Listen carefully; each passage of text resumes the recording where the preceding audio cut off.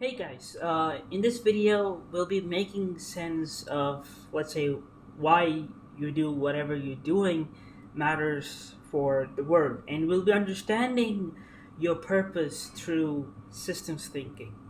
Now, I make more videos like this, so if you feel like watching more of this, you can subscribe to this channel and like this video because that helps the YouTube channel. Alright, so let's come to the question here why you do whatever you do matters. The reason I want to ask this question is because it's inevitable that we all die someday, right? If we don't take any of the assets, the money that we make, the people that we lived with, the people we cared about, uh, or anything, literally nothing comes with us when we die. So eventually we're going to die, right?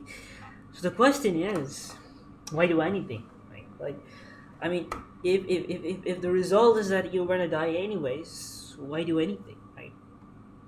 So you can come up with two sort of directions. Is that one is that anything you do doesn't matter. Well, why doesn't it matter? Because of the fact that maybe what you were done was you were sort of told a lie that you were born into this system of ultimate oppression and so on and so forth. The lies can be anything. It's just going to go on and forever, right? You can be told that whatever you do literally doesn't matter. Is that you were told deceiving statements. That could be one of the reasons, or it could be because of a state or a conscious choice to be a nihilist. So, what is nihilism? Nihilism is a philosophy or a state where you believe that your life has no purpose or there is no meaning. Now, what I mean by no meaning is no absolute meaning or absolute truths. So, what is the difference between meaning and purpose? Because it might sound like they're the same, at least in my epistemology, okay? The word meaning actually refers to how you are coping with in the spiral nature of our lives. When I say spiral nature of our life is not constantly in one direction. It's not like we're always happy or we're always sad or we're always like there's nothing happening or whatever. There's always something happening or there's sometimes nothing happening or there's a lot of things going in the opposite directions. So you always have the spiral nature of our lives. It's not about it's not about the destination, it's about how you handle the journey, the nature of your journey, to find and to make sense of the journey. That's called meaning. In my epistemology, at least, and the way I understand it, and the way I'm going to sort of make sense out of this system that I've sort of defined in this video, that is my epistemology for my research. And purpose is basically the place in which this meaning resides. So, in other words, nihilism can also be defined as a conscious choice to not have to not believe in an absolute purpose or meaning. Okay, so what causes nihilism? It could be because of the fact that you have gone through some experience, right? Mostly negative experience. So you lost your job, you lost your family, you lost someone you really care about, or you have a very stressful job, you have a very stressful life, and so on and so forth. Like something's just not right. Like sometimes it could be like your life is going well, but something that is not directly connected with you. That is not directly connected with you, but it's really troubling you, and that's what I call as uncertainty.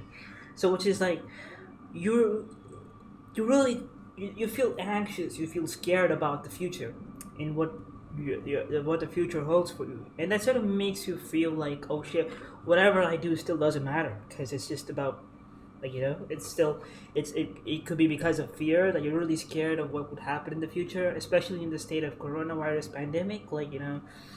Everybody is probably about to lose their job, your family lost your job, people in your family lost their jobs, or your son lost their job, or your daughter lost their job, whatever that is. It could also be because of laziness, because you never got a job for a long time, and that could result in uncertainty. Also, anxiety.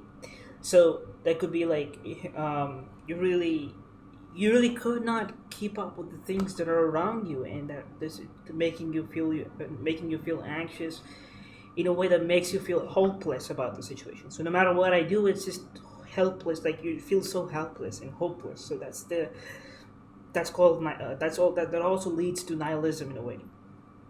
Or it could also be that you choose, or you sort of inherited a philosophy of nihilism, or a philosophy that appreciates nihilism or takes in nihilism as a core, let's say, core idea or principle.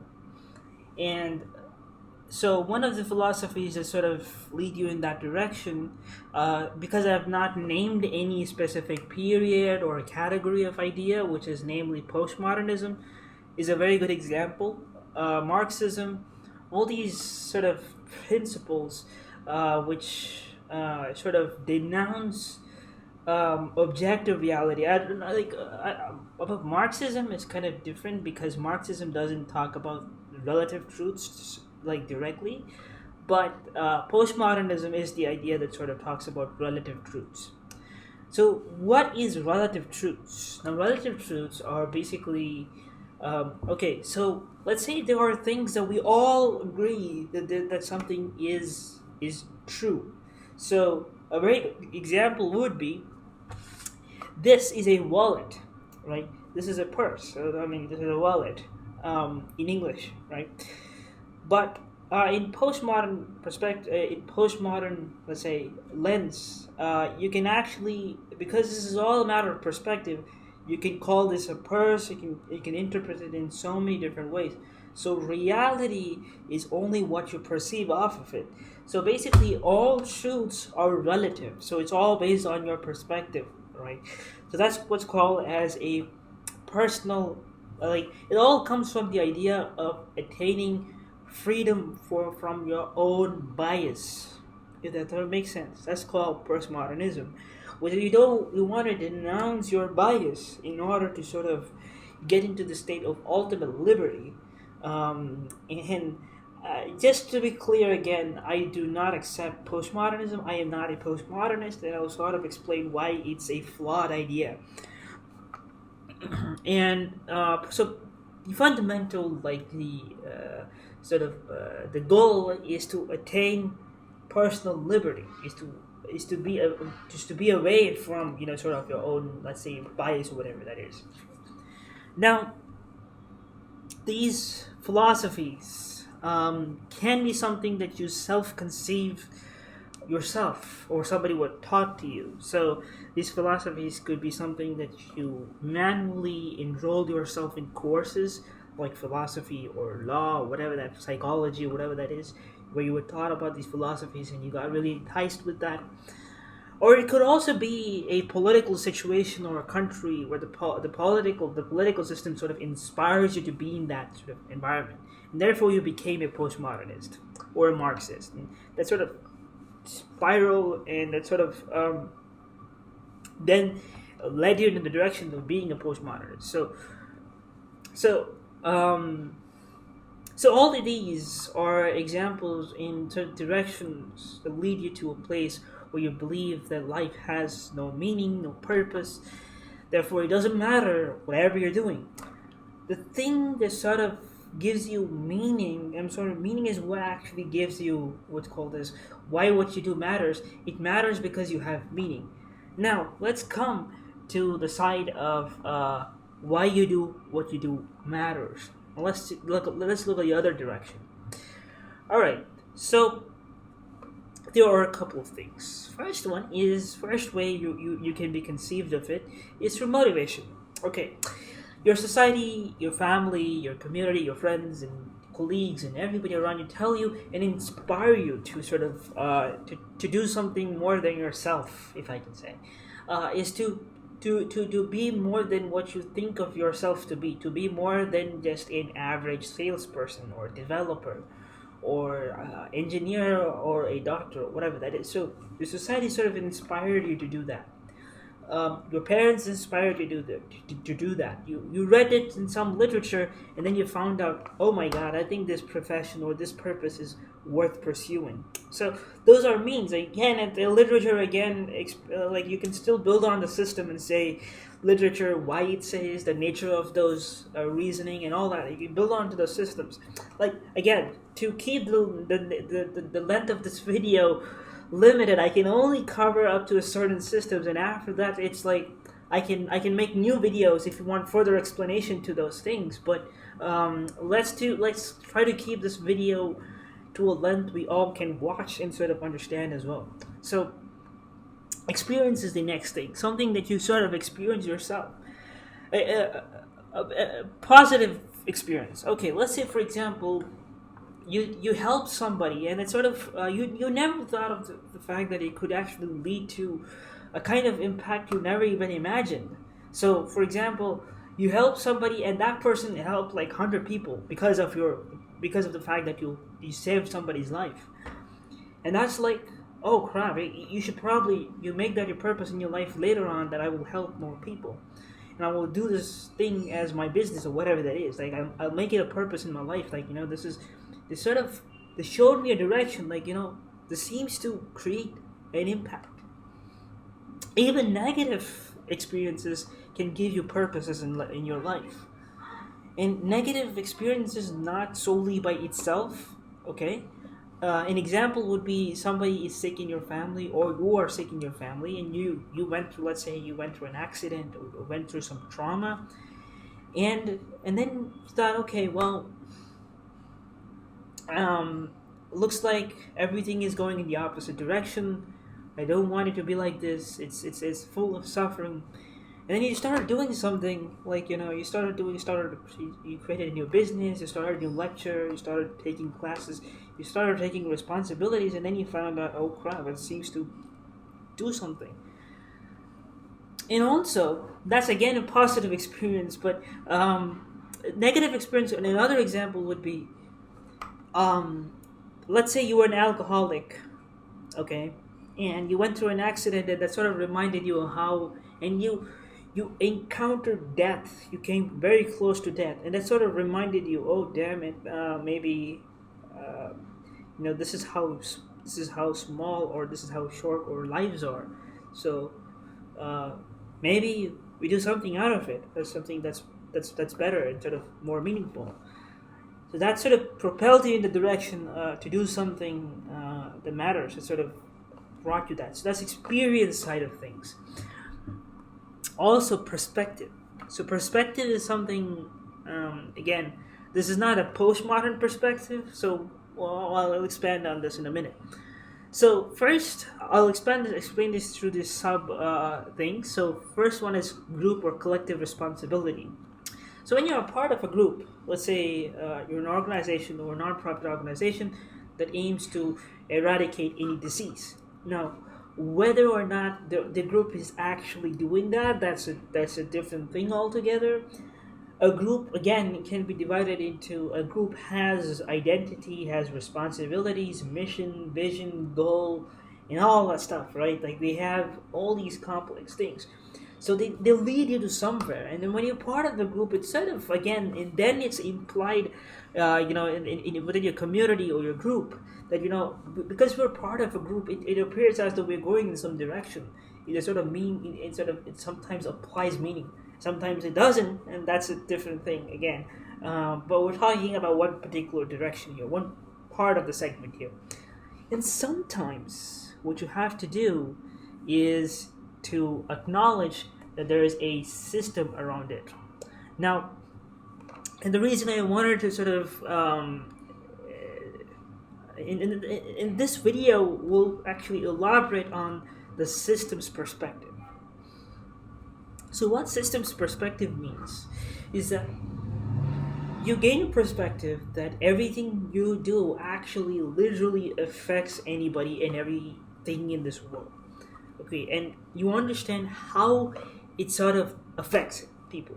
How it sort of affects people, not just people, but anything and everything in this world. Okay, and then that perspective allows you to navigate yourself and to set yourself straight in this world. So we'll talk more about this because I think most people, I can only convince you or maybe talk about this side, because every other thing is, I think it's sort of thing that you derive out of other places. So, and it's also difficult to sort of to cover most of it in literature or reviews or in videos, like, so I think the fact that your life matters can only be convinced, or not convinced, or sort of explained only through systems, in my opinion, at least. So, coming back to the other way of getting the fact that life matters is also through implication. So some things are just implied. Life is just like that. Sometimes it's just given. Sometimes it's just like you're thrown into a system, and then it's sort of implied to you. Sometimes for some people. So for some people, it's implied to religion, right?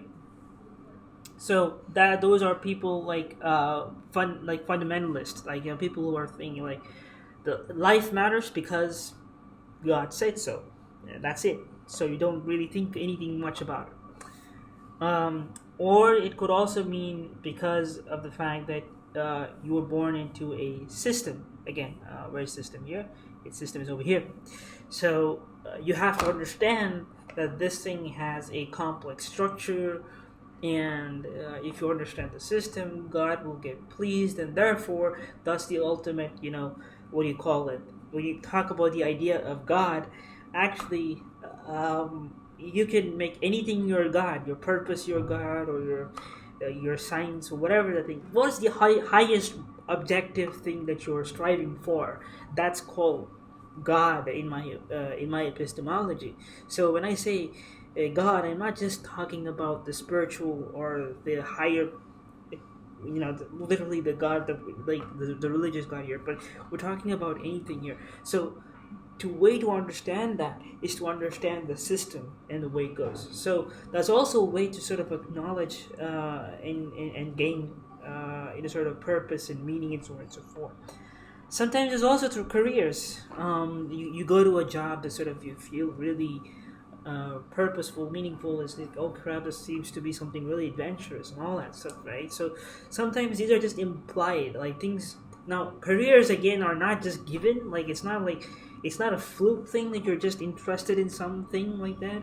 It's because of different reasons. Again, now why you're interested in, let's say, in social science side of things, it's because maybe there's a lot of science behind that as well, like, but we're not getting into that. As I mentioned, again, when I say the word career, you can again further branch this down on why it is the case that it is. But for the sake of this video, I want to keep this is limited, right? To briefly explain what I mean by the fact that you can still go in and explain career even further.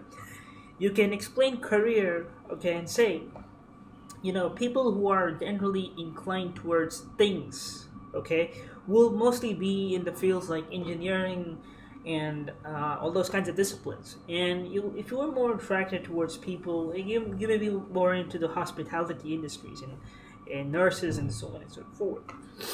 So there's also personality,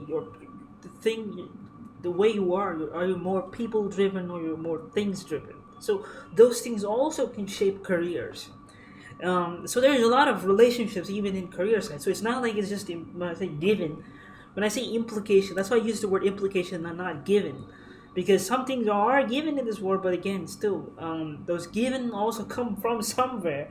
So when I say given, I don't exactly mean given. Okay, they were sort of implied that it's sort of that. All right, so now let's go to the system of meaning. So when I say that you have system and you can gain meaning through meaning through system, okay, and understanding the perspective of system, this is what I mean. All right, so let's try to understand how you can attain meaning through systems. One is through you can start from a goal. Okay, you wanna let's say you wanna understand the meaning of life. What the purpose of your life. All right, that's a goal, right?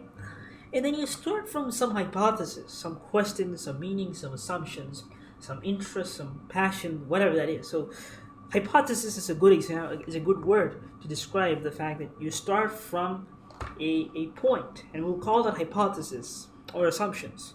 Okay, because you have to, if you want to make connections and if you want to create facts in this world, you have to start somewhere. So there has to be some driver into it. Even experience could drive, goals actually. But in this case, because we're making certain sort of assumptions because it's hypothesis. So hypothesis could be something like what if. Okay, so what if life doesn't have any meaning? So that's a good example of hypothesis.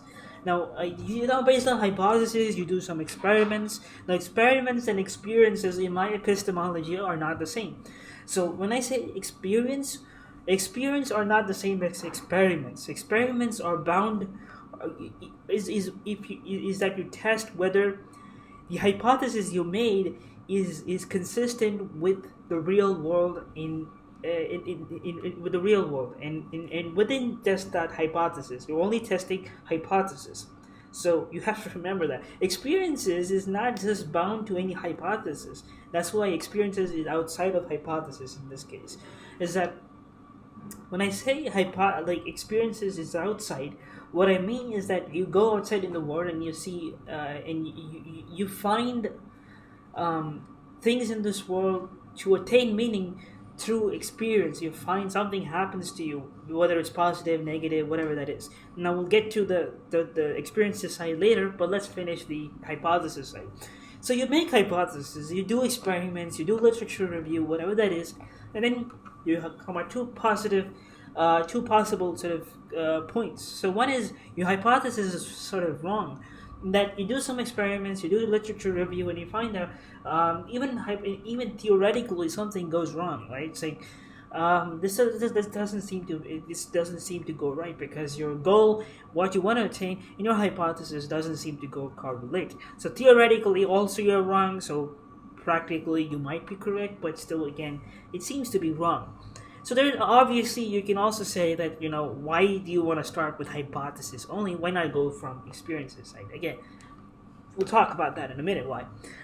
So if your hypothesis is wrong, there's a couple of things you can say. First thing is that you can say that it's disconnected from reality, which means that it's inconsistent with what you actually wanted to do. So your goal and your hypothesis is inconsistent, therefore your hypothesis is wrong. So what you need to do is you need to start from a new hypothesis.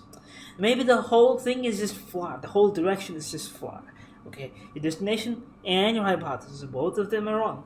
Or maybe the hypothesis is wrong and you need to restate it, which means that only the hypothesis is wrong, but maybe the thing you're trying to pursue is meaningful, and maybe it does exist, but the starting point is wrong. So you need to restate your assumptions, if that's correct.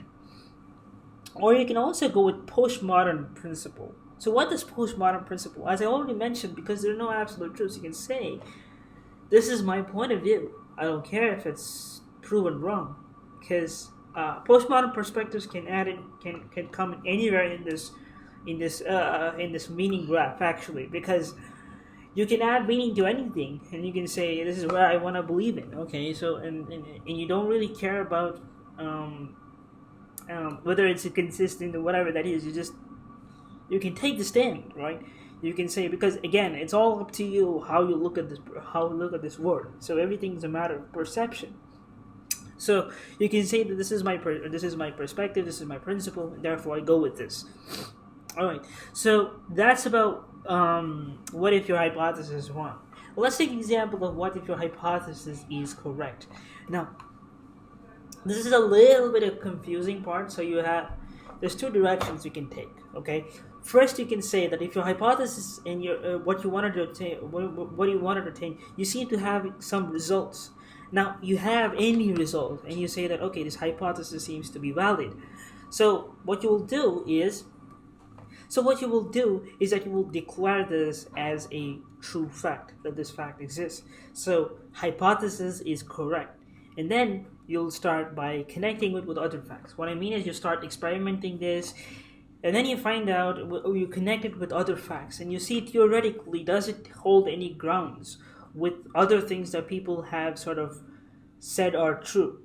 Now when I say other things that are said are true, what I mean is we're talking about things like does certain assumptions that it makes, are those consistent?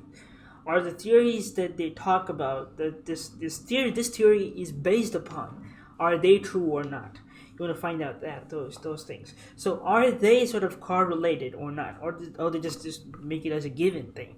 So if they're consistent with other theories and other facts and other experiences and other experiments, then you can say that you can take it to experiments, and you can sort of start to prove this, if this is correct or not, and then you can say it's a fact, okay? And or this could be disconnected from reality, which means that maybe your hypothesis, you found out some results, but maybe they're true, but they're not universally true. When I say disconnected from reality, what I mean is that your hypothesis, it seems to be making sense in a very specific set of conditions, okay? But you cannot sort of imply that to a wider context unless you exit that hypothesis, if that makes sense, right?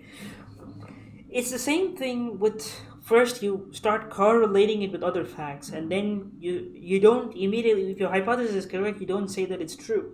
You start validating with other theories, and you see how consistent it is with the theories that precedes it and succeeds it.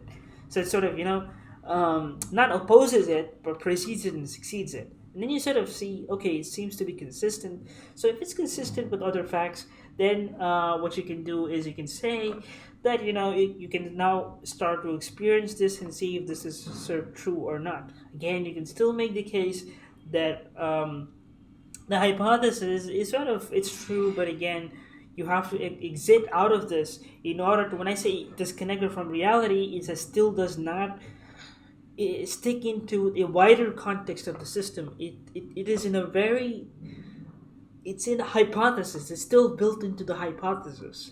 So if you want to take this out of the hypothesis, you have to remove the conditions and you have to test it out. All right. So so when you take hypothesis is like kind of a system. So you apply different rules to the system now. So it takes a different system altogether. So it's out of the system now. So that's the reason why I say disconnected from reality. And I didn't want to say the word disconnected from system because, again, that's also a system. So as I mentioned, if something is a fact, again, you test if the facts are consistent, and then you can say, okay, it's a fact, but it's still bound within the hypothesis, right? So you can go ahead and make the case that this hypothesis is true. All right, so now let's talk about experiences. So you have negative correlations, which are things that are consciously things that you choose to not relate with each other. An example would be enemies. Okay, my enemy, okay, person A's enemy, B, are two things that are related, but they're negatively related because there are two people who have chosen not to talk to each other and have chosen to not to cooperate with each other. So that's a conscious acknowledgement. That's like the fact that we have communicated, but we have communicated to not cooperate with each other in the best interest of us and everybody else in the system. So you also have positive correlation. So that's like two things which are choose to work to each other. So cooperative correlation is another word. So that could be things like, for example, when you switch on when you press any switches, lights turn on or anything like that. So that's like when I press something, it acts according to how I expect it. So that's a positive correlation, not how I expect it, but sort of a better way to explain that would be maybe it's it's positively directly related, if I can say in other words. No correlation is actually choosing to have a path that is not connected with your destination. Um, I will explain this in a minute once we exit out of this loop, because we're going to talk about systematic impact, and that's when I'll talk about no correlation. So everything in this world has some relation. Okay, if I exist, I relate to you. Like, I have some impact. If you're watching this video, I have an impact on you, and if you're watching this video, you have an impact on me, because of your views, I probably make a few cents, and whether that's a lot of money or not a lot of money, that this still doesn't matter. If you click on dislike on this video, that still impacts me. So that's a relation to me. That's negative correlation. Please don't have that kind of thing with me, but I'm just saying, you guys, that's a negative correlation. Is that you have chosen not to cooperate with me. Okay, so that's when it is negatively correlated, it can still be connected with other facts. What I mean is that you can still make the case, okay, how is this experience? Okay, I feel in a certain way. How is this now sort of related to other things in this world? And sort of you start connecting this in the system, and then you make sense. If this is sort of consistent with other things, then you can make the case that not only is that what you're experiencing is real, but your experience now you can create systematic impact. Now, this sort of somehow feels like you can make the same case with positive correlation. You feel something, and then you can now put this into a system, and then start analyzing it and studying it, and then you can make the case that okay, so this is where it fits into the world, and it's sort of making sense where this experience fits into this hierarchy of this world, right? So then you connect with the facts, and then that creates systematic impact. So we'll talk about systematic impact in a minute. But you can still be saying that a negative correlation can have a disconnected with reality. It can again create disconnect with reality. So what I mean by that is some experiences sometimes, based on some experiences, you can make false conclusions. That's because you can make false conclusions that don't fit or that are not consistent with the system. Okay, let's say, for example, you felt in a certain way in a certain place. That does not apply to a wider context, because that's again, you cannot make a some like you cannot make you still have to make sense out of where your experience makes sense in the hierarchy. Okay, not hierarchy, but in the system. All right. So if what you're saying is disconnected, okay, if you're not accurate where to connect the dots, if it's sort of disconnected, if it's inconsistent, then it's disconnected with the reality. Does it sort of make sense, right? So now let's talk about I'm just going to zoom back in. All right, so we're going to talk about systematic impact. All right, so how can I do that? All right, so systematic impact. So what do I mean by that?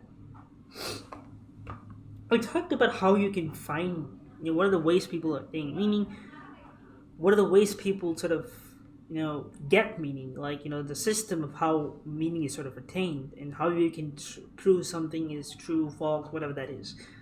And now we're going to talk about how meaning is sort of created and sort of that. So there's a number of ways you can take.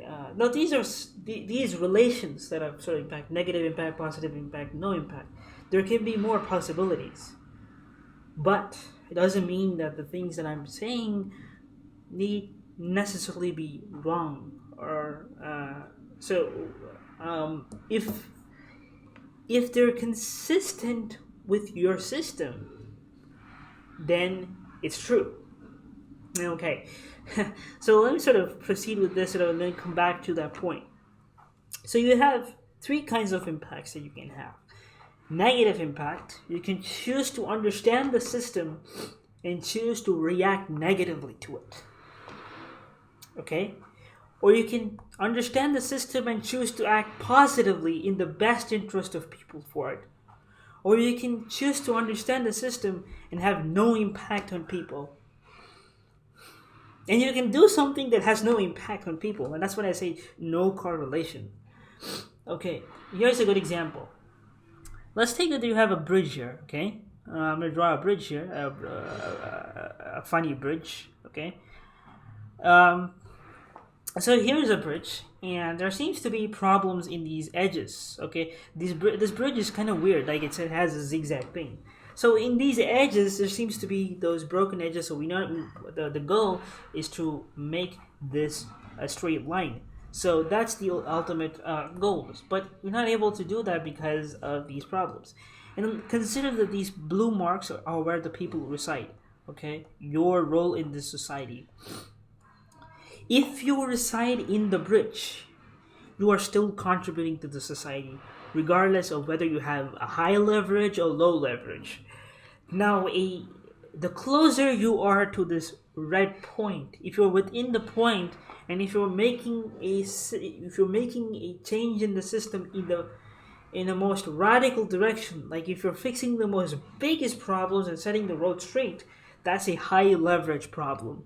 That's a high impact problem. So you can go to these red spots and break the bridge down, and then you can make everybody fall down. That's negative impact, and that's a high leverage in negative impact. Okay, but you can also go ahead and fix the bridge.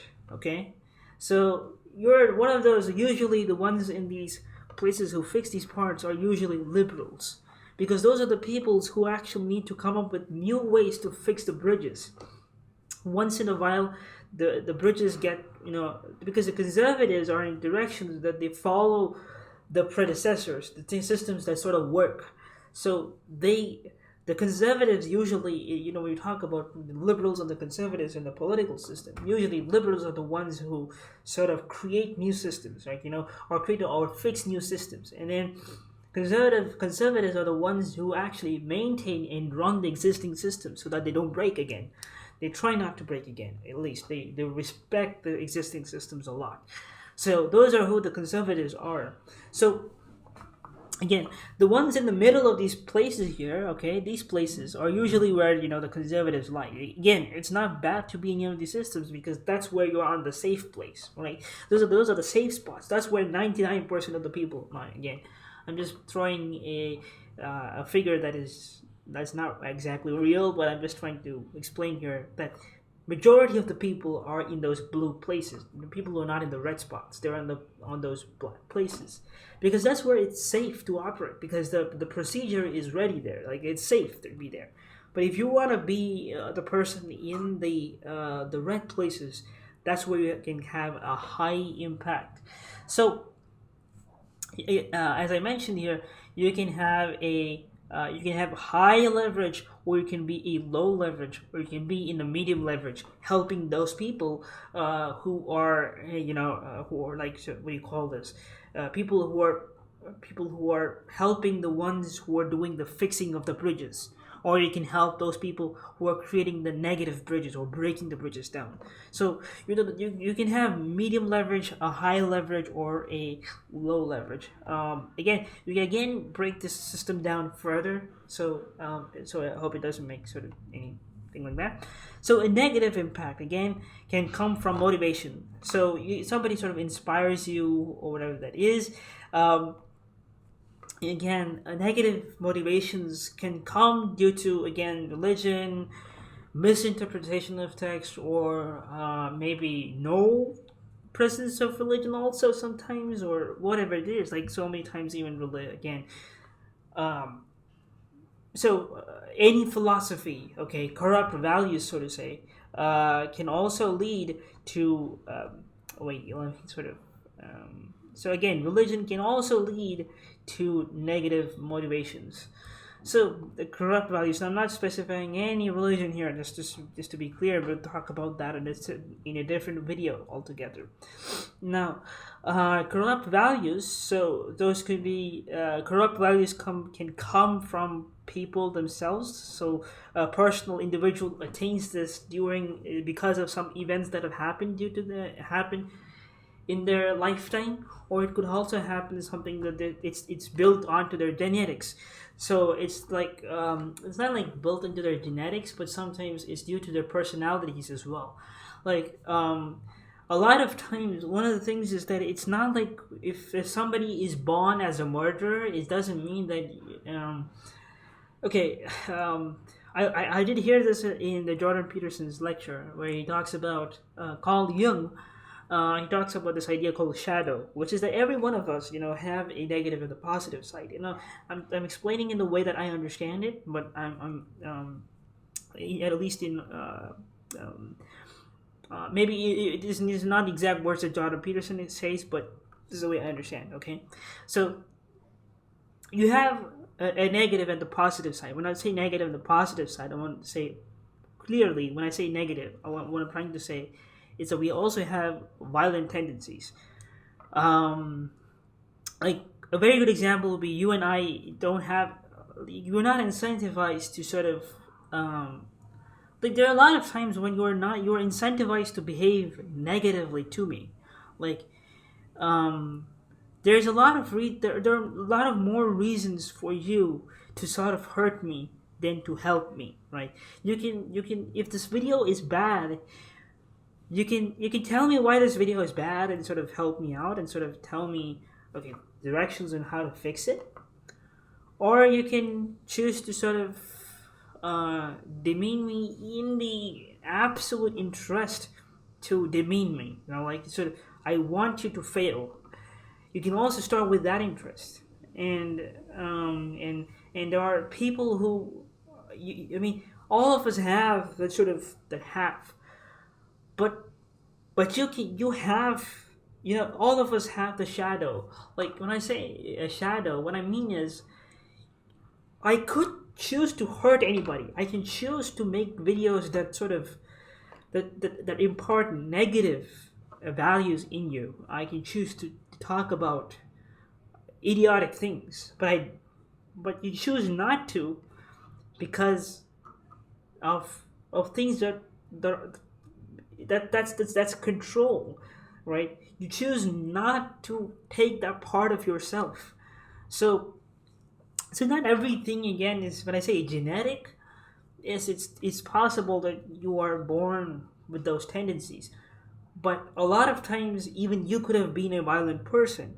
You could be in that place, but you choose not to be in that place for a lot of reasons. Again, there will also be systematic or philosophical values that sort of pull you in that direction because you are incentivized to feed into the negative side more than the positive side.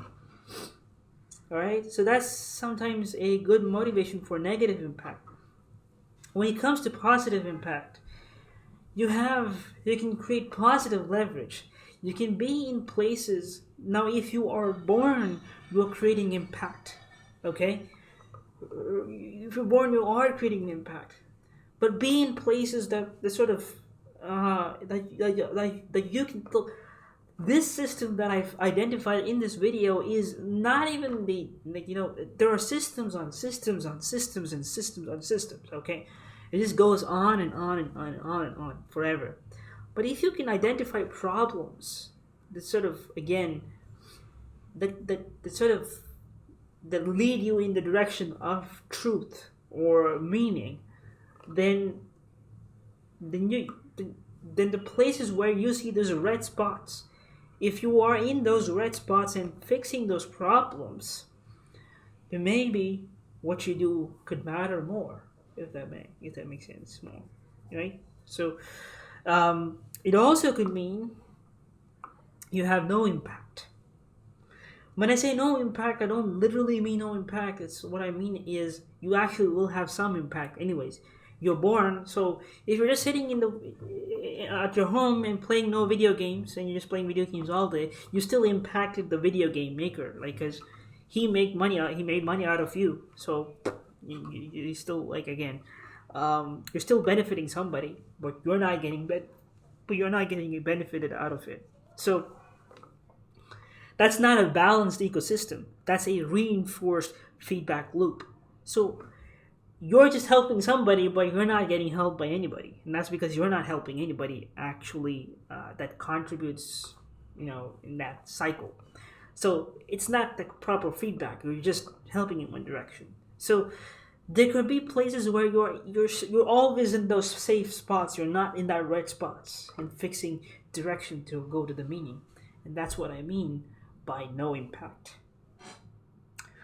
With that said, I think I've covered everything that I wanted to talk about in this video. I hope this sort of explains and it sort of doesn't get too confusing. If you want me to expand this video even further, I can do it. Maybe I will talk about how to position yourselves in a high impact positions. So, and that video will come out maybe in a few days' time. So, with that said, I'd like you to subscribe to this channel if you like this video. Like this video because it helps my channel, and share this video with those people whom you think would like it, and I shall see you guys in another video very soon.